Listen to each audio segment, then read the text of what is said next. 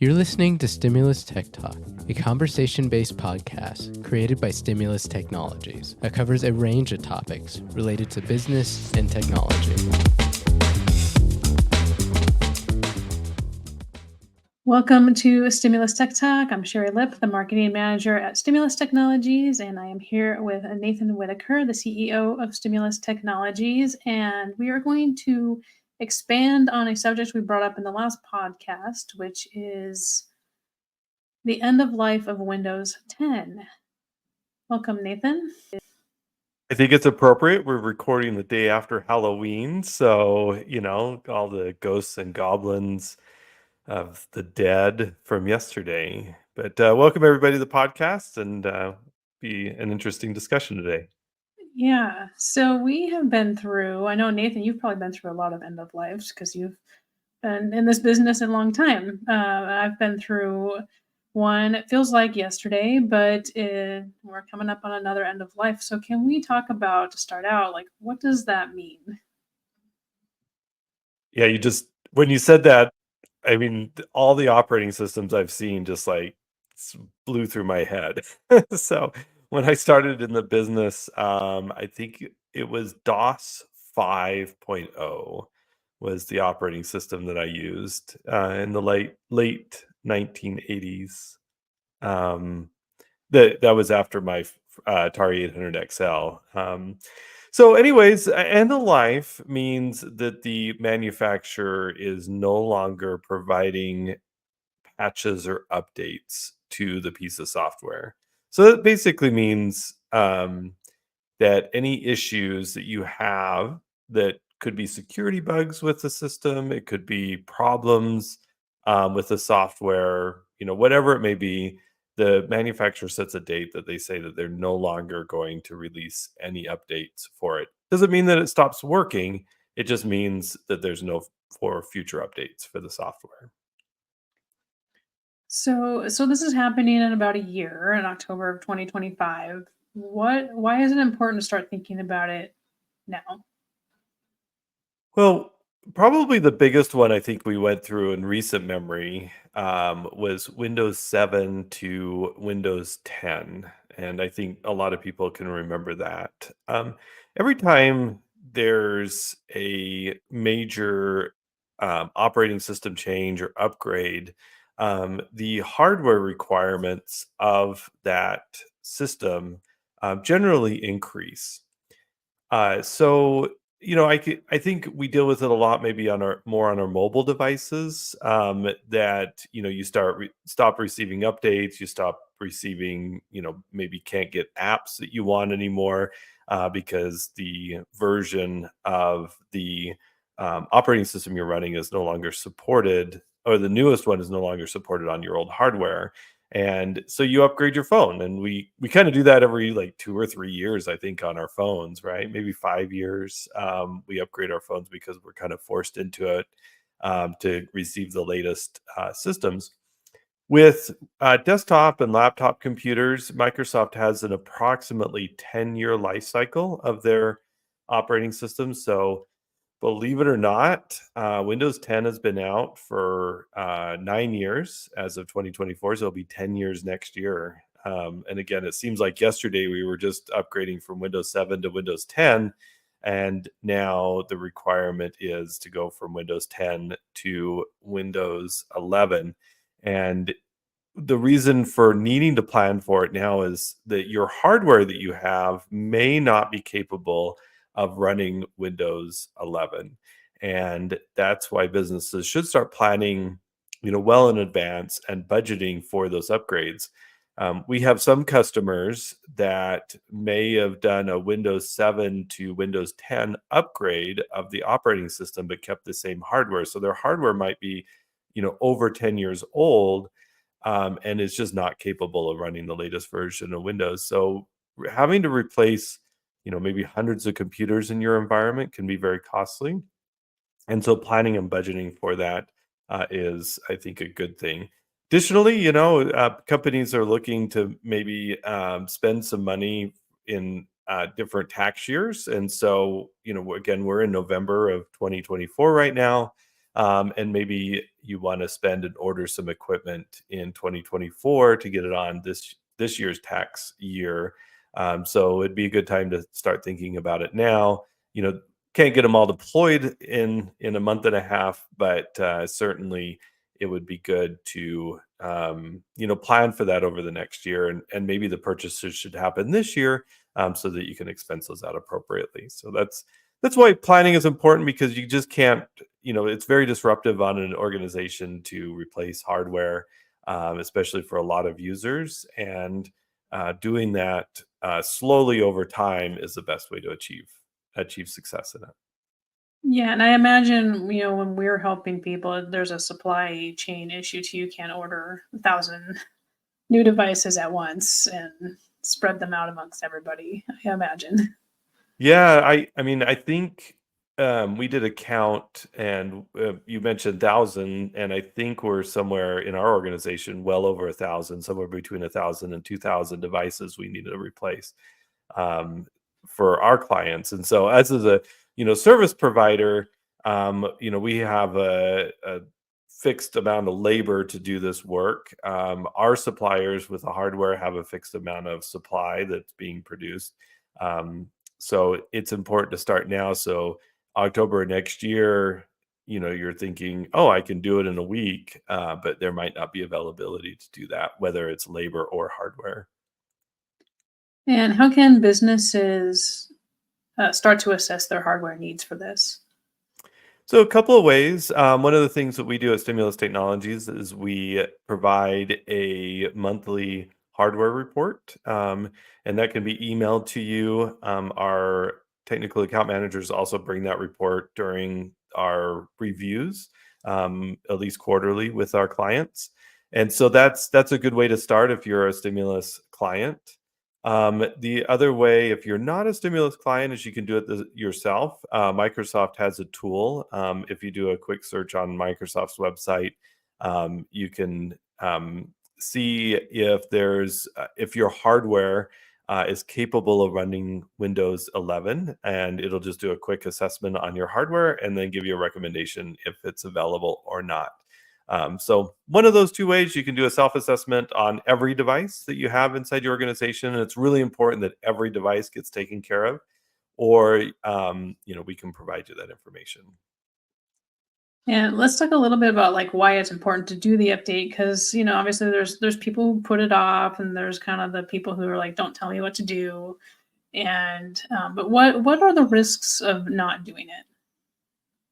So some of the risks are, the security patches won't be released for the operating system, and this happened. If I remember right, it was the Windows XP to Windows 7 update. A lot of companies did not upgrade to Windows 7 right away, and there was what we call in our industry a zero-day attack, that the hackers knew about, before the end of life, and they held the release of the virus until Microsoft says we're no longer going to supply any patches. And so Windows XP machines were exposed to this hack, that they had no protection for. And so thousands, I remember it was hundreds of thousands of machines worldwide that were infected by this virus. And then eventually, and they were all Windows XP machines that weren't updated or patched. And eventually, Microsoft said, "Okay, we'll release one last fix for Windows XP, but this is it, guys. We're not doing it anymore. You really need to upgrade to Windows 7."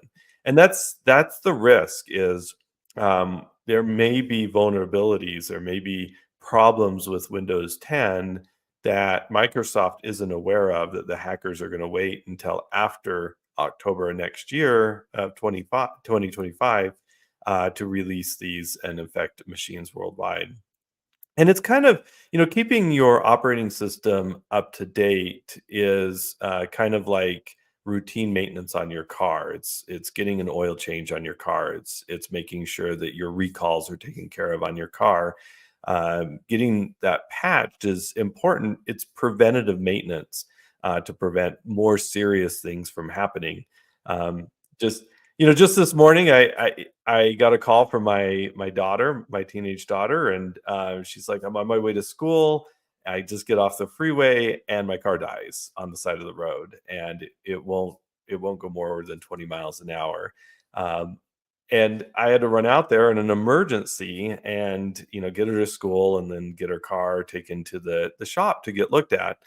Um, and we don't know. I don't know what's wrong with it yet. I mean, it could be something that just broke. But we do routine maintenance on our vehicles to prevent those kind of emergencies, so that they're always working every time you walk up to them.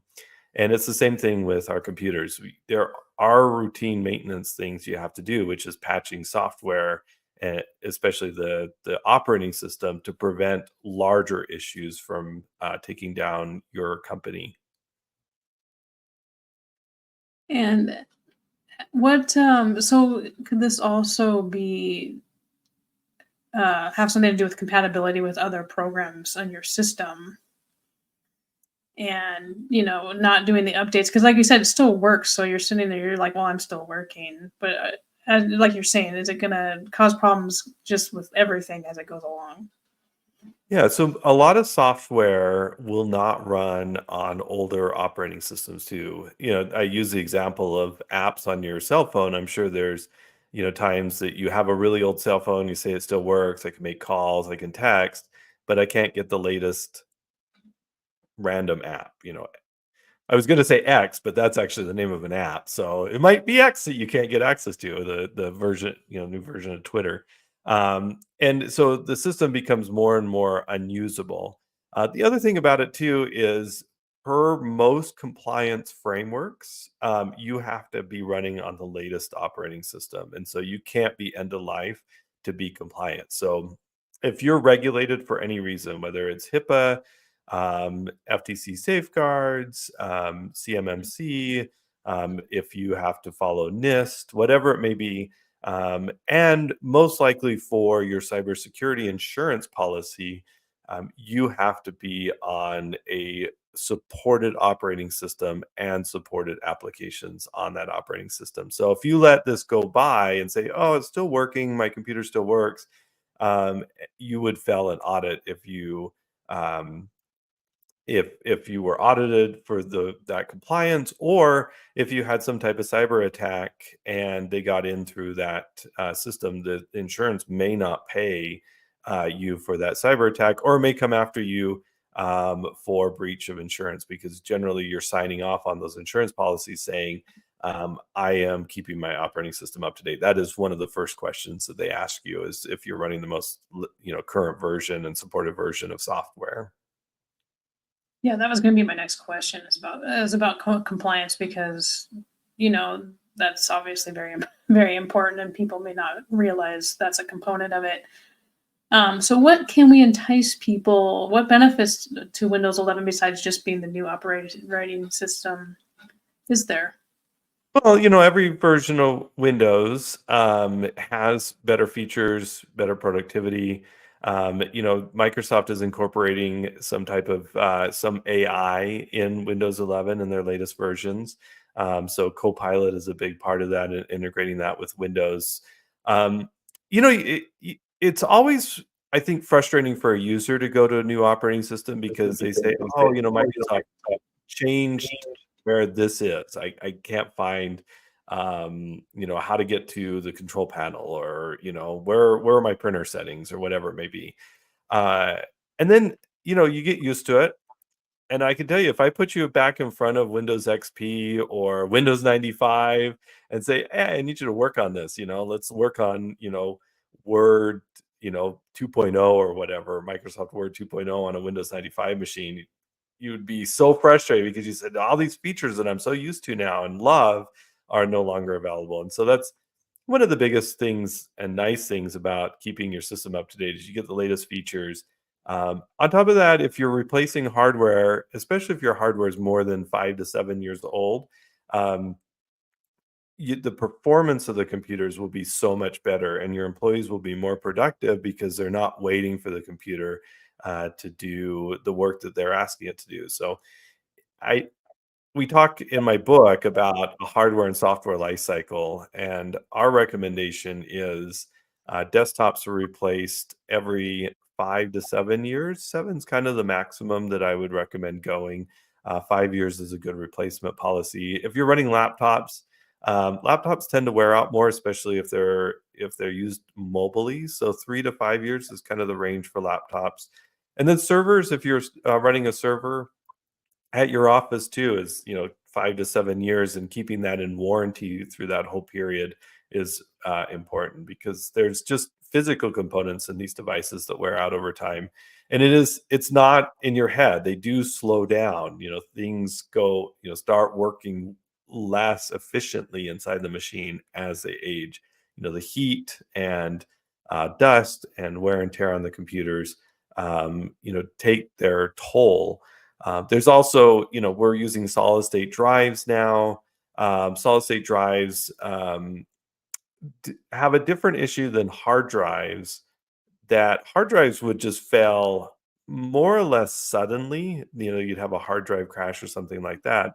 Solid state drives lose their performance capacity over time, because those read and write cycles on the memory of the device eventually degrades that memory. And so, your solid state drive has a lot of extra capacity, and over time, it uses that extra capacity that you don't have access to, but it uses it to error correct over time, and then eventually it doesn't have enough time to error correct, and then you start losing speed, capability, and eventually potentially a crash of the solid state device too. So, just keeping your hardware and your software up to date is really essential for performance of your network and your devices. Yeah, and I was just thinking, there was probably a little bit of a generational thing. I know I feel like I'm a little in between on this, but I know my parents are like, you buy something, an appliance type of thing, a machine type thing, it's supposed to last forever. And so I imagine the younger generation is used to things. You do replace it every couple of years, because buying our first computer is super expensive. You want it to last a long time. Whereas now laptops, you can get one usable pretty cheap. Not for business so much, but it's just I think it's a different mindset that you have to get used to. I'm sure some of us still have, a yellow Maytag refrigerator sitting in our garage, that's been working since the 1950s somehow.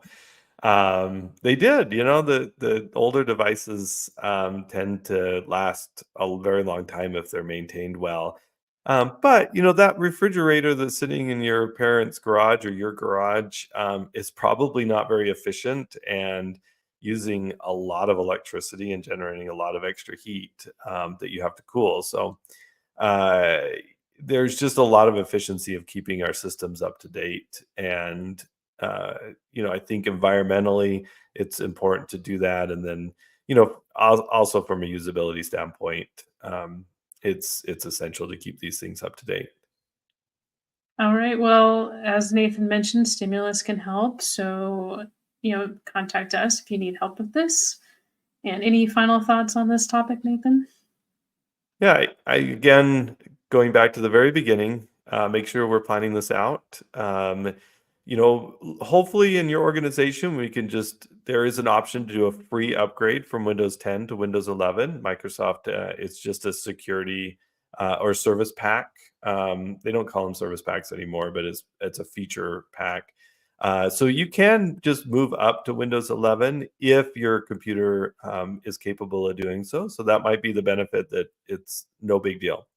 But knowing that now and then planning over the next 10 months or so is really essential. So we're happy to help, and just give us a call and we can help with that. If you're on your own, if you have a few devices you need to do this to, just go out to the Microsoft tool, see if you have the capability, and then you can just run the feature pack updates and get up to date with Windows 11.